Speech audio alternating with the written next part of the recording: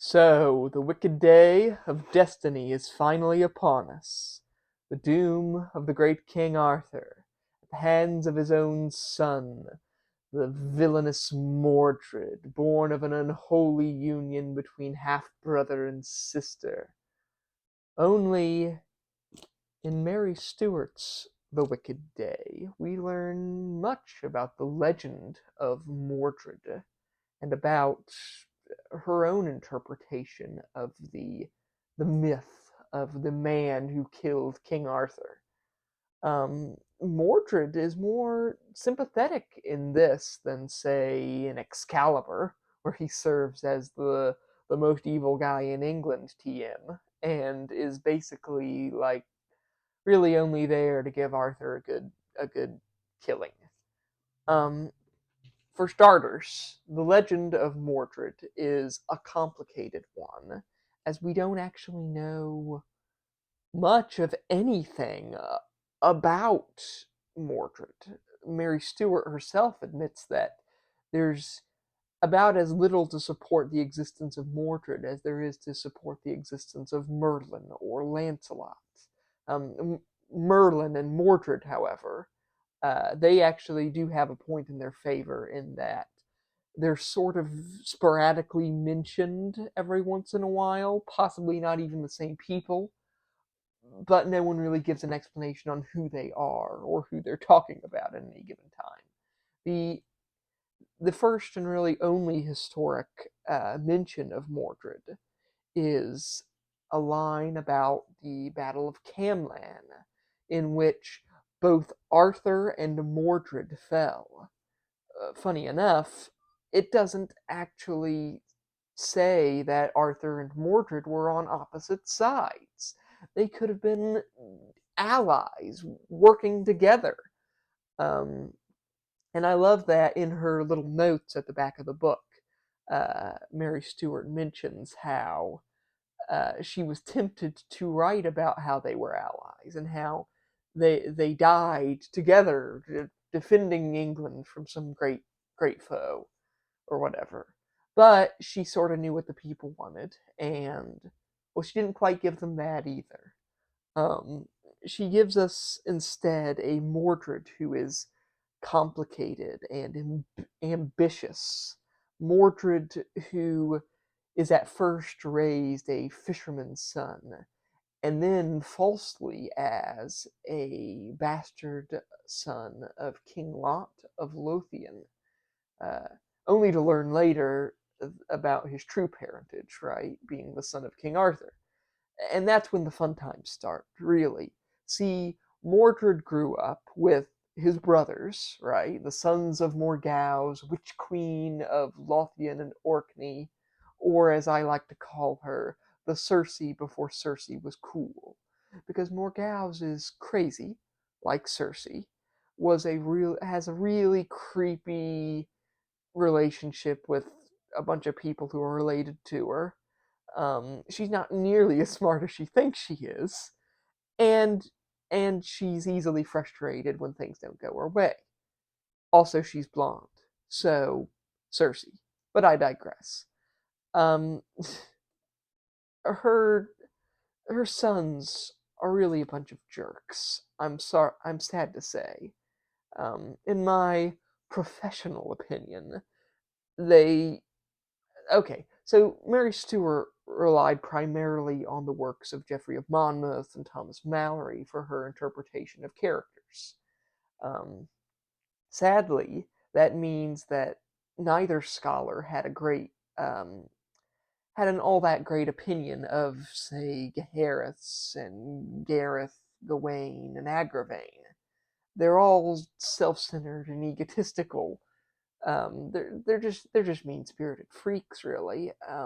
With Agravain and Gaheris being the worst offenders, um, which I'm sad to say because like Gawain was my favorite knight, going by the myths and legends, in which he battles the Green Knight and is for the most part considered kind of a bumbling fool, but still a good person. I think Stewart got it into her head to portray Mordred as a sympathetic figure who is loyal to Arthur and hopelessly in love with Guinevere, um, that she sort of let him shine too brightly in comparison to the other knights. Agravain, Gaheris, Gareth, etc., just come across as awful in comparison. And Gaheris in this, mind you, also spoilers, he murders his own mother, Morgause, which might have been a good thing if it wasn't such a bad thing, in that he then goes on this sort of despondent rampage, causing trouble throughout the realm alongside his brother Agravain, until eventually the two guys have to be killed because they're just such horrible liars and attacking people and all that. Um, Mary Stewart is careful that Mordred be complicit in none of the coups and rebellions and troublemaking that those guys get up to. And that throughout the book, even when Mordred does some very questionable things, it's all under Arthur's supervision, right? He's trying to gain intel on behalf of his father. Mordred is this very calm, creepy individual. He's very thoughtful. He's lost in his own head more often than not. He is introverted to the point of being self-centered, and it's a very interesting take on the character, right? When Arthur finally travels to Europe to battle Rome, which happened, according to some historians, it is Mordred who's left in charge. And you can sort of tell at this point that Mary Stuart is really struggling to make sense of some of these legends.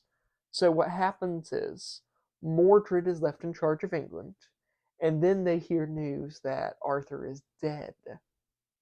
This, of course, is untrue. The but the English Channel suffers some really nasty storms, which prevents the news of Arthur's actually being alive from reaching them. So Mordred is crowned king, and when Arthur finally gets back, he's not recognized right away and is attacked by the allied Saxons, who are at present unaware of any of the goings on between Arthur and Mordred, and they think they're being invaded. So Mordred heads out finally to investigate, and Arthur's people, when they see Mordred dressed as a king, they think he's usurped the throne. So Arthur and Mordred have to act really quickly. They call a parley after quite a few false starts and standoffs and such. The father and son are finally beginning to come to an understanding. They're getting everything sorted out, only for an adder to crawl out of the grass and strike at one of their officers. The officer then draws his sword, which the soldiers believe to be a signal, and they charge. The two armies clash, and neither Arthur nor Mordred can stop it. And they're basically forced in the end to, you know, kill each other. It's a depressingly tragic end, really, as Mordred did nothing wrong. Really, he only did what Arthur told him to do. And Arthur, though mortally wounded, he gets to do his whole voyage to the Isle of Avalon thing. So his name isn't run through the mud like Mordred's is. It's such a sad end, but kind of clever at the same time, making sense of it all. It's a good way to close the series, I think. I can't help but think it was somewhat rushed, maybe. I think Stewart suffered from having to sort so many legends, having to make these very hard decisions about these characters. And I do believe the Wicked Day is, it doesn't quite capture the magic of, say, The Last Enchantment, but it is a fine telling of a tale that can't accurately be told, I don't think. no one was there. We don't have a videotape of the Battle of Camlan. So we don't even know if there was a Battle of Camlan. But I think The Wicked Day is a fine end to the story of Arthur, to Mary Stuart's story of Arthur. And I'm glad to have read it. I loved it thoroughly, and I think Mary Stuart will forever go down as one of my favorite authors of all time.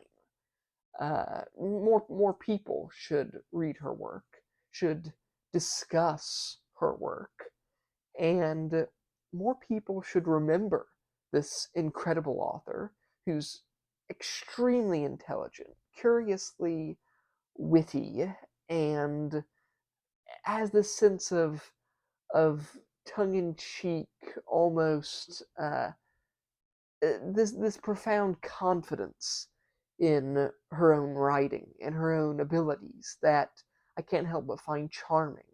There's this elegance about her writing that I just adore. She's a great author through and through, and this was a tremendous series to have gotten the pleasure to read. Um, yeah, I highly recommend it. All of it. Everything she's ever written. Um, yeah. Bye.